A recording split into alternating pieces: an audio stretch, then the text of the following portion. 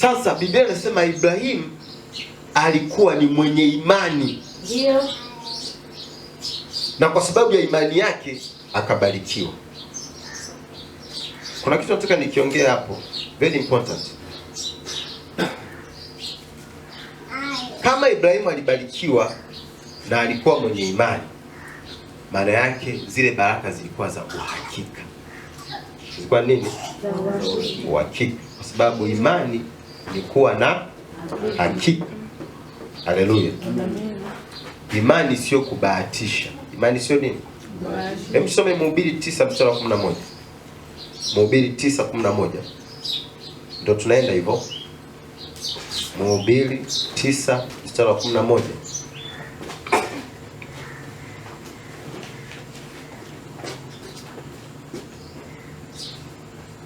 Mhubiri 9:11 anasema hivi: nikarudi na kuona chini ya jua ya kwamba si wenye mbio washindao katika michezo, wala si walio hodari washindao vitani, wala si wenye hekima wapatao chakula, wala si watu wa ufahamu wapatao mali, wala wenye ustadi wapatao upendeleo, lakini wakati na bahati wapata wote. Sema wakati na bahati. Wapata wote. Wapata wote. Hapa Mhubiri anachokiongelea, anaongea juu ya bahati. Anaongea juu ya nini? Bahati. Anasema kwenye maisha haya sio kwamba walio hodari tu au wenye hekima au wenye ufahamu ndio wanaopata mali. Akasema nimefuatilia nikagundua wakati na bahati wapata wote. Manake hapa duniani kila mtu ana bahati. Kila mtu ana nini? Bahati. Hem, tuongezee Mathayo 5. Mathayo 5, hivi ni balance ninachotaka kuongea hapo. Mathayo 5 mstari wa 45. Nani nisomee huo mstari? Mathayo 5:45. Mathayo 5:45. Ndio. Biblia inasema, ili mpate kuwa wana wa Baba yenu aliye mbinguni. Ndio. Maana yeye huangazia jua la waovu na wema. Soma vizuri. Soma kama mwanachuo. Tuanze. Ili mpate kuwa wana wa Baba yenu aliye mbinguni. Maana yeye huangazia jua lake waovu na wema. Ndio. Huanyeshea mvua wenye haki na wasio haki. Anasema Mungu ananyesha mvua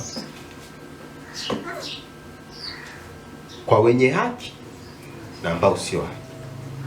Anawaangazia jua waovu na wema. Kwa hiyo hapa duniani kuna vitu huwa vinawatokea wote, wenye haki na wasio haki. Mvua ikinyesha leo haitachambua kwamba iende kwenye shamba la prophet. Itanyeshea mashamba yote. Haleluya. Hili jua hili linawaka pote. Amen. Na Biblia inasema Mungu ndiye anayeliangaza hili jua.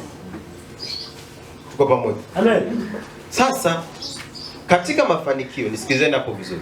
Haya masomo ninayowafundisha Jumapili nilifundisha juu ya miujiza ya kifedha. Mimi binafsi yananipa majibu mengi sana. Yes. Nikana mke wangu juzi nikamwambia hili somo limenipa majibu mengi mno. Kwa wakati mwingine Mungu anaponipa neno, hata mimi linanihudumia, linanipa majibu. Kwa hili la leo pia kuna majibu limeniongezea. Nisikilizeni. Anasema mvua inawanyeshea wote. Ndio. Kule kwenye Mhubiri anasema wakati na bahati wapata. Katika mafanikio unaweza ukafanikiwa kwa bahati. Ndio. Haleluya. Amen. Unaweza ukafanikiwa Kwa bahati. kwa bahati. Kuna watu wamewahi kupata bahati ya kufanikiwa, bahati ya kupata hela. Na nitakuonyesha ili ujue kama ni bahati. Mafanikio yanayokuja kwa bahati. Haleluya. Amen. Utajuaje kwamba hii ni bahati? Kwanza utakuta huyu aliyefanikiwa hakuna mifumo aliyokuwa ameitengeneza ambayo inaendana na mafanikio aliyonayo. Haleluya. Amen. Amina. Niwaambieni watu wa Mungu. Hapa sasa naongea vitu viwili kwa wakati mmoja. Wakati huo unaongelea baraka za kimungu, wakati huo pia naongelea mambo ya kifedha. Fedha kama fedha. Fedha huwa inahitaji mifumo inayoileta na kuitunza. Yaani mtu asije akakudanganya. Ndio maana Jumapili iliyopita nilisema hivi, hapo ulipo tukikupa milioni 10 utashangilia. Ila na kuhakikishia kama hauna mfumo wa kutunza ile milioni 10, ni miezi mitatu tu. Miezi mitatu tu. Utakuwa ushakula hela yote, hauna chochote. Hakuna aliyefanikiwa kwenye biashara alianza na mtaji mkubwa. Hapa tukikupa milioni 10, kama hujawahi kufanya biashara ya milioni, huwezi kufanya biashara ya milioni, utapata hasara tu. Ni miezi kama 9 utakuwa umesharudi. Ila mtu alianza na 20,000 akapanda, akapata mtaji wa 100,000, akapanda 500,000, akapanda milioni, akapanda milioni 3. Huyu akifika mtaji wa milioni 10, hata akipata hasara vipi hawezi akashuka chini. Kwa sababu hela inapoongezeka, mifumo pia inafanya nini? Inaongezeka. Amen.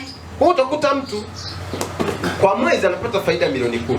Lakini milioni 10 haitoki kwenye duka moja. Hapa ana duka sijui la nguo, kule ana mashine ya kusaga. Haleluya. Amen. Kule sijui ana bajaji. Haleluya. Amen. Sijui anaagiza sijui nini za jumla.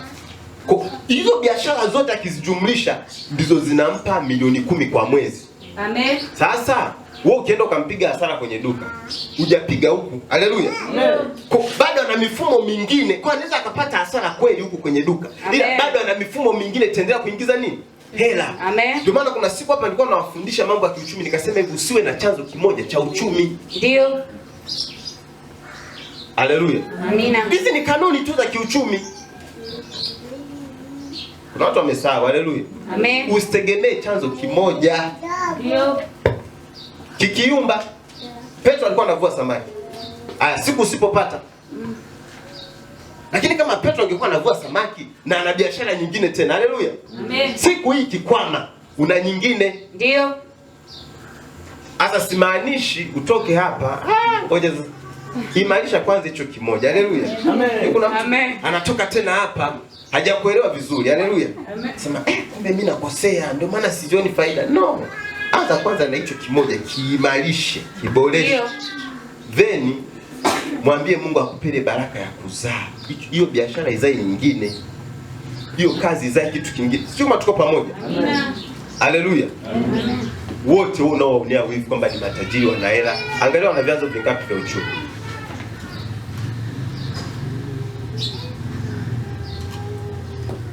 Kwa kuna mafanikio ya bahati. Bahati tu inamjidia mtu ya kupata hela. Haya maisha haya niwaambieni. Sema amen. Amen. Haleluya. Amen. Huwa kuna wakati hivi umewahi kukutana na wale watu ambao ana hela afu anasema mimi sielewi kwa nini watu yaani hivi mtu anashindaje maisha? Ukitaka kujua kwamba huyo mtu hela alizonazo ni za bahati, angalia anavyodharau wengine. Kwenye maisha mafanikio kabisa yale ambayo huwa ni ya kudumu utayapata baada ya kupita. Lazima uwe na historia fulani hivi. Haleluya. Amina. Hakuna mwenye hela ambaye ana historia. Ni wewe tu ndio unataka uwe na hela bila kuwa na historia. Yaani mimi tu yani nimaliza shule, nikapata kazi, jambo likaenda hivi, nikawa na kampuni, hamna. I tell you. Jina Bwana libarikiwe. Amen.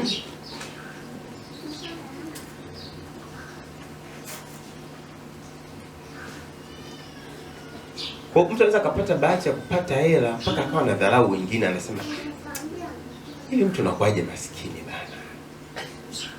Mbona kusikia watu wenyezo kauli? Wakati wana hela niliwaona, waliposhuka pia niliona.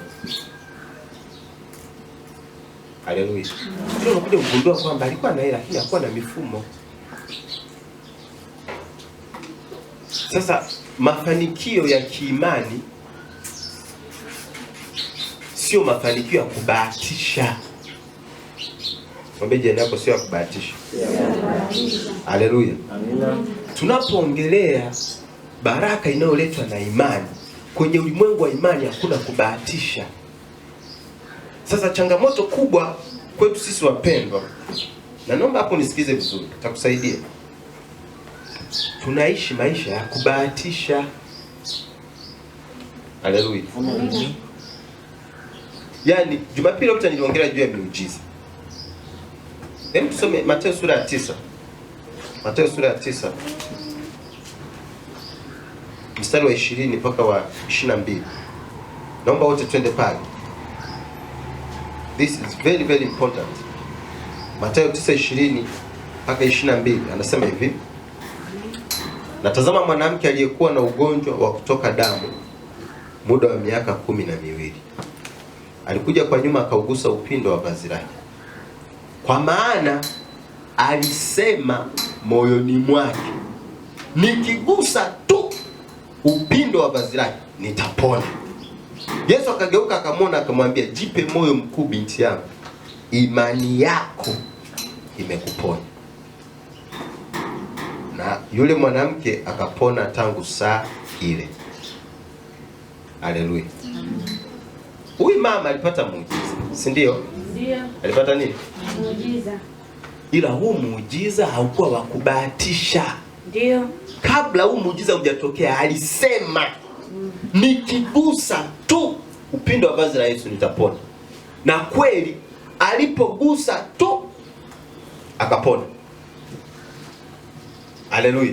Amen. Alipogusa tu upindo wa vazi la Yesu alifanya nini? Alipona. Sasa ingetokea huyu mama yuko kwenye ile kusanyiko alafu akagusa upindo wa vazi la Yesu akapona, tungesema amebahatisha. Ila kwa sababu alisema moyoni mwake, kabla hajagusa ule upindo alikuwa ashasema. Yaani imani yake imeshamwambia utakapogusa upindo wa vazi la Yesu utapona. Kwa hiyo huyu mama haendi kubahatisha. Haleluya. Amen. Wangapi leo tunafanya biashara kwa kubahatisha? Tunaingia kwenye mahusiano kwa kubahatisha. Nisikilizeni. Haleluya. Aha. Kuna kauli wake naziongeaga hapa kuhusu ndoa yangu. Na unaweza ukaongea, si ndio? Haleluya. Na pia unaweza kufanya nini? Ukaongea. Huyu mama Nesa aliongea. Ila tutajua matokeo atakapotokea tutafanya nini? Tutajua. Niwaambieni watu wa Mungu, kama unataka kwenye haya maisha ufanikiwe kimwili, kiroho, kiuchumi, kifamilia, kwenye ndoa, toka maisha ya kubahatisha. Haleluya. Toka maisha ya kufanya nini? Na hapo ndipo lazima sasa umtafute Mungu.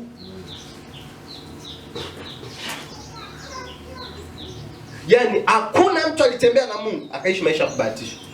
Wakina Ibrahimu hakubahatisha, Yakobo hakubahatisha, Isaka hakubahatisha. Mungu anamwambia Isaka, usiondoke kwenye nchi, kaa hapo upanda nitakubariki. Kwa Isaka anakaa, anajua kabisa kwamba ninaenda kupanda wala hakuna mvua, ila Mungu ameshamwambia atambariki. Kwa hiyo haendi kubahatisha. Amen. Wakati Isaka anataka kwenda Misri, Mungu anamwambia usiende. Mungu anamwambia usiende. Kaa hapo nitakubariki. Kwa hiyo anaisha safari ya kwenda Misri. Anabaki pale Gerari. Ila ana uhakika. Sio tuko pamoja. Amen. Sio kubahatisha. Sio nini? Sio kubahatisha. Nisikilizeni watu wa Mungu. Vijana pia nisikilizeni. Haleluya. Amen.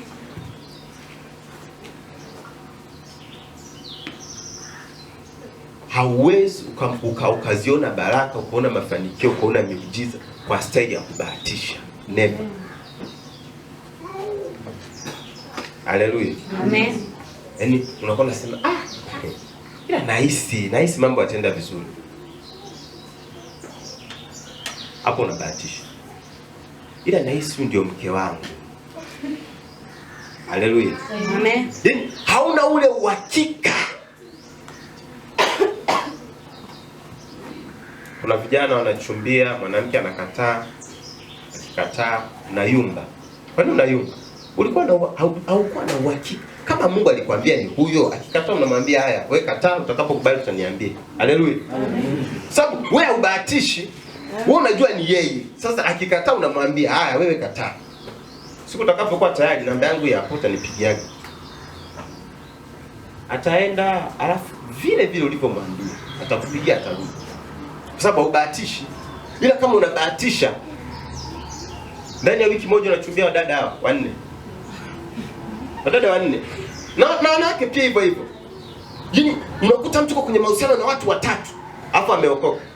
Huwezi kumuona Mungu hivyo. Hebu sema amen.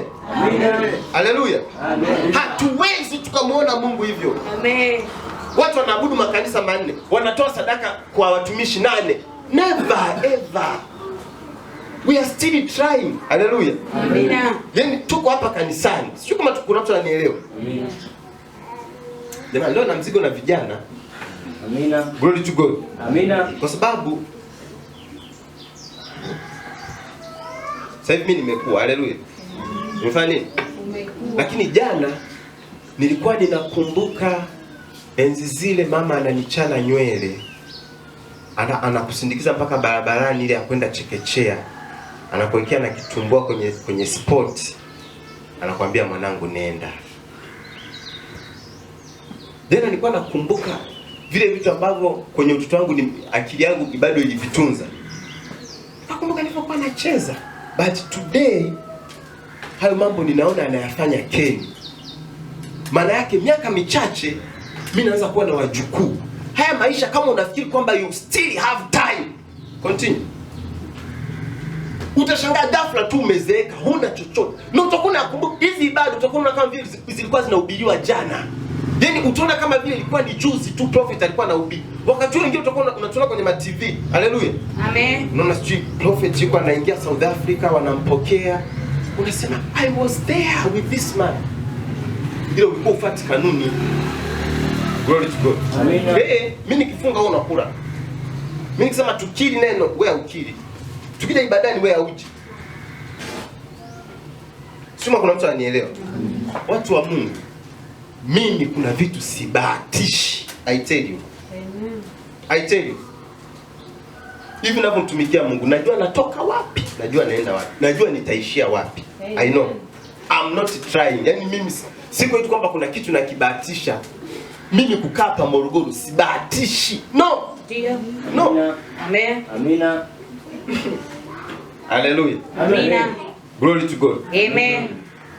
Wangapi wanakumbuka mwaka jana wakati nasema kwenye ulimwengu wa roho rais wa Tanzania hajajulikana? Amen. Wangapi wanakumbuka? Amen. Haya, angalieni yanayoendelea. Na ule unabii upo. Subiri Mungu aje atupe kibali. Haleluya. Amen. So, kama ulivyo tutaupload. Watu wa Mungu, we are not just we are doing like tuna test maisha. No. Yaani kuna watu ambao Mungu jana haja na mimi sasa hivi mimi nikimgomea Mungu. Unajua ni watu wangapi wanakuwa wamekwama? So we are atubahatishi. Wapendwa wengi maisha yetu ni ya kubahatisha. Ndio. Tunaingia kwenye ndoa kwa kubahatisha. Na mimi nakwambia vitu vina madhara makubwa mno. Kwa sababu kuna siku utapitia changamoto. Ndio. Sasa kama uliingia kwenye ndoa kwa mwemko, utaanza kumlaumu mwanaume wa watu, utamlaumu mdada wa watu. Kwani ulilazimishwa? Yaani ndio utakuwa unasababisha matatizo. Sijui wewe ulibahatisha. Haleluya. Amina. Sasa leo Bwana amenipa neno. Kama unataka umuone Mungu. Yaani kama wale ambao mnaenda kuombaga kazi. Haleluya. Amina. Nataka hapa kanisani niinue watu jamani. Haleluya. Amina. Nataka niinue nini? Watu. Mwaka jana nilimwombeaga Devot. Akaenda kwenye interview. Mwambie apate kazi. Akaenda kwenye interview. Unajua kuna zile interview unashindwa, lakini kuna ile hata uitu. Haleluya. Kwa unapata ujibu nilishinda au nilishinda. Baadaye unajiongeza. Kwa nifanye kwa hata kuitwa. Kaja kuniambia, ananiambia baba ile issue ikienda hivi na hivi sijaitwa. Nikasema mimi nilikuombea upate nini? Akasema uliniombea nipate kazi. Upate nini kazi? Marko 11:24 nasema yote tuombayo tuamini tumepokea nayo yatakuwa hivi. Kwa hiyo wewe unaamini ulipokea nini? Kazi. Sasa basi endelea kumshukuru Mungu. Mungu ameshakupa nini?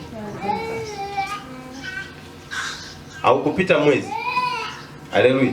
Amen. Au kupita nini? Mwezi. Alikuja kupata kazi nyingine bila interview, bila sijui, yani bila chochote, na akajuta yuko kwenye nini? Kwenye kazi. Amen. Jina la Bwana libarikiwe. Amen. Haya mambo sio kubahatisha. Nataka niwaambie nyewe mnaenda kufanya application. Nisha kusema hapa madhabahu, mimi ningekuwa na mimi naomba kazi kama nyinyi. Kwanza mimi siwezi kupeleka maombi kila sehemu. Haleluya. Huyu hapa mke wangu muulizeni, aliandikaga barua kama 8 wakati huo ndo tunaanza maisha. Amekuja Morogoro, anatakiwa sasa atoke Bagamoyo sababu alikuwa ameajiriwa Bagamoyo. Akasema hapa itakuwa. Akaandika barua. Shule sijui huko Kiburunyembe, sijui kuna shule iko 8 sijui zote za hapa Morogoro aliandika. Watu wa Mungu. Kabla hatujapeleka barua hata hii, tukapigiwa simu. Kuna nafasi iko Mzumbe. Amen. Haleluya. Amen. Badala sijui apeleke shule kwa sababu uko na prophet. Haleluya. Amen. Mungu hawezi tu uhangaike shule kama 8 afu ndo unakuja unapata. Amna. Mungu anakuambia kazi iko hapo. Amen. Kwa hiyo zile barua zote hatukupeleka hata moja. Alipeleka Mzumbe, akafanya interview Mzumbe, akapata kazi Mzumbe mpaka sasa bado yuko Mzumbe. Watu wale waseme amen. Amen. Haleluya. Amen. Sasa kuna level lazima mtafute Mungu kwa kiwango hicho. Ndio. Sema Mungu sitaki kwenda kubahatisha. Kama ile kampuni sitaajiriwa pale, sitaki kwenda. Ndio. Mtu mmoja aseme amen. Amen. Haleluya. Amen. Haleluya. Amen. Yes. Kwa hiyo kuna mambo hatutaki kubahatisha. Mafanikio sio kubahatisha. No. Ndio. Unakuwa unajua Mungu anakufunulia kwamba wewe nataka ufanye kitu hiki. Ndio. Wewe nataka ukae hapa. Amen. Kama uko Morogoro, usikae Morogoro kwa kubahatisha. Amen. Jina Bwana libarikiwe. Amen. Haleluya. Amen. Wakati natafuta nyumba ya kuishi, wakati huo niko bachelor. Natafuta nyumba ya kuishi ambapo tutaishi na mke wangu. Nikaanza kutafuta kule maeneo ya Msamvu sababu kipindi hicho nilikuwa nakaa Msamvu. Nikaenda nikaonyeshwa nyumba moja. Bonge la nyumba. Kuna mtu amehama. Nikaangalia mazingira, yaani moyo wangu ukasema hivi jamani. Ina maana Mungu hawezi akaniambia mtaa. Haleluya. Nishaulizia madalali wameshanionyesha wameshanielezea baada nikasema baba hivi kumbe vinanichosha.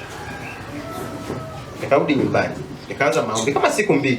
Nikamwambia Mungu, niambie unataka nikaishi mtaa gani? Nikawa nataja mitaa yote ya Morogoro, Kingoruila, sijui Msamvu, Kihonda. Nikawa nahitaji mbele za Mungu. One day Roho Mtakatifu akaniambia, nenda mtafute mtu fulani anayekaa Mindu, mwambie huyo ndiye akusaidie kutafuta nyumba huko Mindu. Jehova. Haleluya. Amen. Nikamtafuta rafiki yangu, kampeleka mahali, kamnulia chakula kizuri.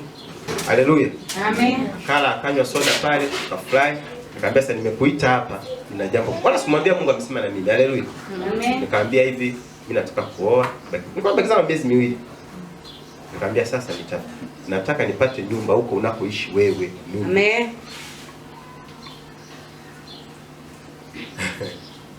Basi jamaa chakalika akapambana, tukapata nyumba mpya. Haleluya. Amen. Si ndio tukaizindua kwanza. Alafu sasa nimeongea ushuhudeni kuonyesha kwamba ilikuwa sio kubahatisha. Haleluya. Amina. Napata kazi, tunapata nyumba Mindu. Mke wangu anakuja anapata kazi Mzumbe. Haleluya. Amen. Sasa angekuwa tunaishi huko Kihonda, hapa kapata kazi Mzumbe. Angeteseka mke wangu, si ndio? Ndio. Kwa Mungu kuna vitu anakuwa anajua kwamba nimekuweka hatua hii kwa sababu ukitoka hatua hiyo utafuata hatua hii. Ukitoka sisi tuko pamoja. Amen. Haleluya. Amen. Kwa hiyo baraka sio kubahatisha. Mwambie jirani yako sio kubahatisha. Kubahatisha. Haleluya. watu leo wao makanisani hajui babake wa kiroho ni nani. Sasa utabarikiwaje? Yaani wewe umeshindwa hata kugundua nani ni mchungaji wako, ukatulia hapo. Sema amen. Amen. Sasa hii Wagalatia 3:9. Wagalatia 3:9 anasema hivi. Hapo kuna watu nishawaponya. Haleluya. Amina. Bila hata kama ile neno ulitaka lakini litakusaidia. Ndio. Dawa aga ni chungu lakini ndio inayoponya, si ndio? Amen. Yaani hivi vijana msibahatishe. Kama unasoma mtafute Mungu, acha tu kusoma unapanga makozi. Mwambie Mungu, hiki ninachokisomea nitaajiriwa wapi? Nikimaliza chuo nikaombe kazi wapi? Haleluya. Amina. Mungu ana njia nyingi ambazo akiona unamaanisha anaanza kukuguide. Anaanza kukuongoza. Haleluya. Ila Mungu akiona unababaisha, of course ukiona unababaisha mwenyewe unajijua. Kwa kuna vitu tunabaki tunatarajia hewa. Yaani kwa huu ni mwaka gani? 2026, ndio?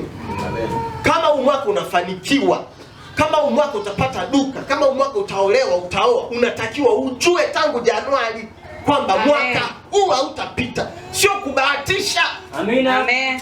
Most of the time tunabahatisha. Ndio maana ikifika mwisho wa mwaka tunashangaa yote tuliyaongea Januari, there is nothing. Ndio.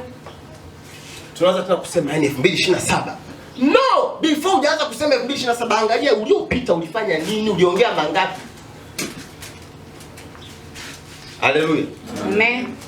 Ni bora nijue kwamba huu mwaka Mungu hatatenda lolote ili nisiende kuhangaika bure. Ndio. Ni bora nijue kwamba hii biashara ninayofanya haitanifaidisha, ili niache tu mapema. Nimewahi kuambia hapa mara nyingi. I think ilikuwa Jumatano kwa nafundisha vijana. Nikamwambia, why I don't do business? Kwani mimi sifanyi biashara? Bwana hajawahi kusema na mimi. Ndio. Watu wamewahi kunishauri. Tena watu wa karibu, watu wa mwili. Ila siwezi mimi nikatoka kwamba sio fashion. No. Ndio. No. Hakuna maisha siyapendi kama ya kujaribisha. Haya muda wa kutry hatuna. Haleluya. Muda wa kwenda kujaribu. Unaenda kujaribu mahusiano kama yataweka au not. Unaenda kujaribu kama biashara itafanikiwa au haitafanikiwa. Huo muda unaenda kujaribu, ushapata hasara, usharudi nyuma, ushavurugikiwa. Mtu mmoja aseme amen. Amen. Haleluya. Amen. Jamani, ninaongea haya kwa sababu ninataka kwenye huduma hii tumtafute Mungu.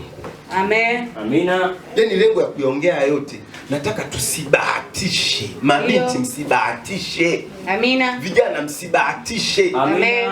Haleluya. Amen. Yaani uwe na uhakika Mungu anataka nifanye hili jambo. Uwe na uhakika kwamba wewe utakuja uwe daktari. Hayo uyaone. Yusufu wakati anawaambia ndugu zake alikuwa habahatishi. Alijua kabisa Bwana amenionyesha, mnaniinamie nyie, mtake itatokea. Amen. Haleluya. Amen. Sasa siku hizi tunaishi kwa kubahatisha, tunaishi kama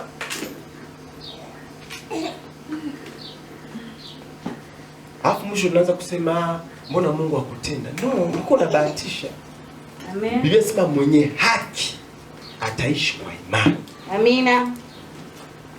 Kwamba nikienda kanisani kwa prophet, nina uhakika baraka zangu ziko pale. Siendi jamani, kama unakuja hapa kubahatisha, acha. Haleluya. Amen. Mjini kuna makanisa mengi, Tanzania na wachungaji wengi na manabii.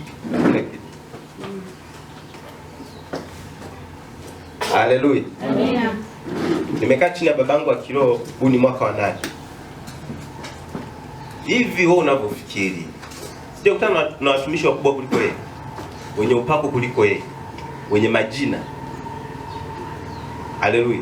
Amen. Bila Bwana hajaniambia. Ndio. Siwezi nikasema kwamba na ndio maana ngoja niwaambie watu wa Mungu. Ndio maana watu wengi tuko vile vile.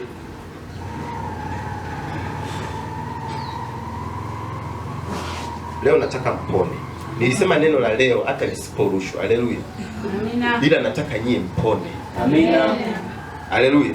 Amen. Jamani, wewe wakati mnaendelea kusali, unaweza kwa hapa kanisani unakujega vizuri. Ila Mimi nikikuuliza, wewe mchungaji wako ni nani? Umjui? Huwezi kubarikiwa. Hakuna kanuni kwenye Biblia ambayo inaruhusu mtu ubarikiwe bila kuwa na mtu anayemwakilisha Mungu kwenye maisha yako. Haipo. Ibrahimu mwenyewe alikutanaga na Melkizedeki, mwanadamu hivi, ndipo akatoa ile fungu la 10. Ndio kuna watu wanafikiri kwamba eti hivi vitu vya kuwa na baba wa kiroho sio vitu vya kujitungia. Sio vitu vya kujitungia. Wewe baraka unatamkiwa na nani? Ni mtumishi gani ambaye una agano mbele za Mungu? Haleluya. Amen. Jamani, sikuwahi kupata hela mpaka siku Mungu aliponipa babangu wa kiroho. Hata hayo maisha mbona tumeyaishi sana. Unamwomba Mungu akupe hela, afu kimeza unampigia baba simu. Lakini the day Mungu aliponiambia huyu mchungaji kaa chini yake, toa zaka hapo, kaa kuombee, kaa kutamkie neno. Haleluya. Na nikajipa uvumilivu. Haleluya. Na bidii. Uvumilivu na nini? Na bidii. Mwaka baada ya mwaka maisha yanaanza kubadilika. Mwaka baada ya mwaka unaanza kupiga hatua. Kwa sababu Mungu ni Mungu wa maagano. Mungu anatenda kazi kupitia wawakilishi. Huwezi kumuona Mungu, mtafute Mungu unavyojua. Ndio kuna watu wanafikiri tukifundisha kutoa sadaka, mtu anafikiri kwamba ukitoa unamnufaisha mchungaji. Kwani kabla wewe hujaanza kutoa nilikuwa siishi. Ndio kuna watu wanafikiri vizuri. Haleluya. We have been living before you. Haleluya. Tumeishi kabla hujaja. Glory to God. Amina. Tumeishi kabla hujafanya nini? Kabla hujaja lazima ujiulize, hivi kabla huyu mtumishi sijamjua alikuwa anaishi? Ni Mungu. Haleluya. Amen. Wengine maisha yetu ni Mungu, hatuna option. Yaani mimi mtu akiconnect na maisha yangu, umeconnect na Mungu. Ila lazima wewe na ufahamu. Mtu mmoja aseme amen. Amina. Sema tena amen. Amina. Jamani, tunataka tutoke kwenye umaskini. Amina. Hey! Amen. Sasa umaskini hauondokagi kwa maombi. Ndio. Huwa kuna kanuni, na hiyo kanuni utakiwa kubahatisha. Lazima ujue kwamba mimi mchungaji wangu ni Prophet Baraka Malakai. Yule akitamka neno mimi nalibeba. Amina. Nikitoa zaka yangu pale akatamka neno, imeisha. Amina. Sibahatishi. Amen. Haleluya. Amen. Ninaambia ukweli watu wa Mungu. Kuna vitu tunaona mimi navifundisha hapa kwa neema ya Mungu. Mimi kuna vitu waga sifundisha kama Mungu hajaniruhusu. Watu walikaa hapa kanisani, waulizeni wale kina Tito wanafahamu. Kuna miaka tulikuwa tunaabudu, sijui kufundisha utoaji hata siku hii. Hapa kanisani tulikuwa hata na bahasha za zaka. Kwa nini? Mungu hajaniruhusu. Ila hicho kipindi hawa siwafundishi kutoa, mimi natoa. Haleluya. Amen. Mimi natoa. Amen. Zaka kwa uaminifu. Mpaka siku moja Bwana akanipa kibali. Na hicho kibali mimi nimekipewa baada ya kwenda Dar es Salaam. Nimekaa Dar es Salaam chini yule askofu mwaka mzima. Nikamwambia, "Huwa mimi siwafundisha washirika utoaji." Pale pale akaniambia, "Sasa anza kuwafundisha." Nikajua ni Mungu amesema. Amen. Amen. From that day nikawa nimepewa mamlaka ya kuwafundisha watu utoaji. Sio tu nimeshawishi. Haleluya. Amen. Kwa maana watu mnaopenda kufundisha, usifundishe kitu kama hujakiishi. Amina. Watu wanaosikia watapata matokeo, wewe utakwama. Haleluya. Amen. Ni changamoto, watu wengi wakipewa platform. Jamani, Biblia nimesoma mno, ila kuna vitu nimeviweka.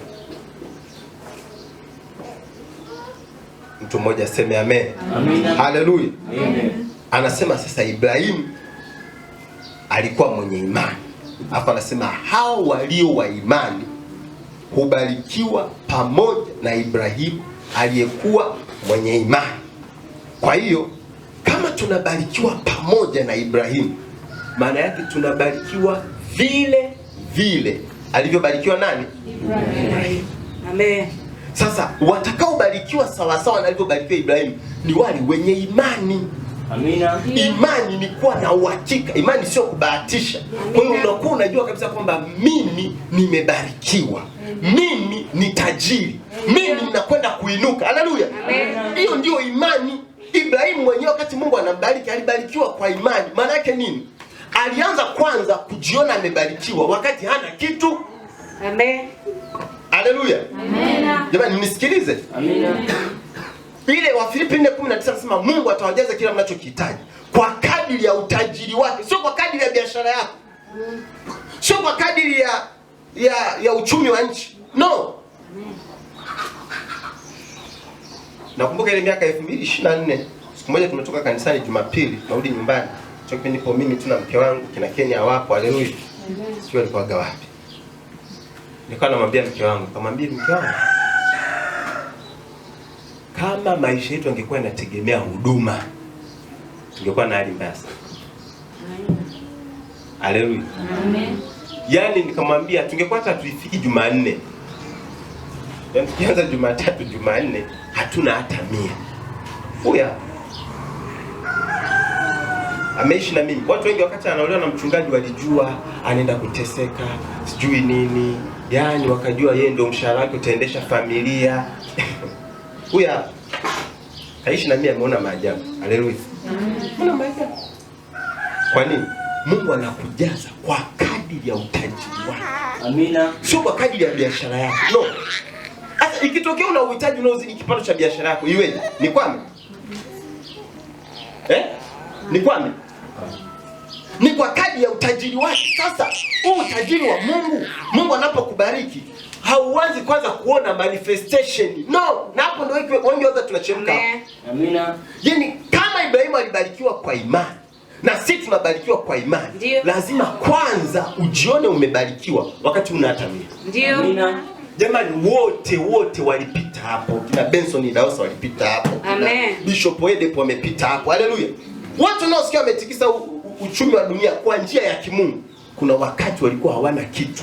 Ndiyo. Ila wakaamini tayari wamebarikiwa. Amina.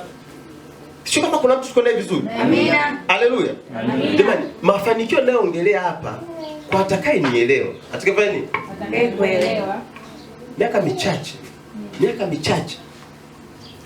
Wewe mwenyewe utajishangaa. Haleluya. Amina. Na nataka nikupe sababu moja baadaye kwa nini Mungu lazima atupe hela. Haleluya. Amen. Glory to God. Amen. Okay.